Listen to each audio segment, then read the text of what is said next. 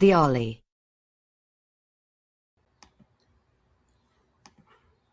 To begin the ollie, place your forward foot in the middle of the board, as seen in footage.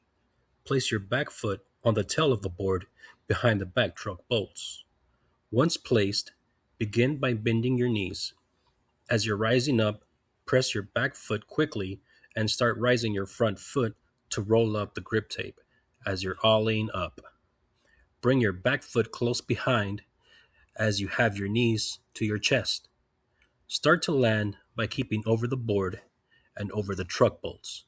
Keep your balance and roll away.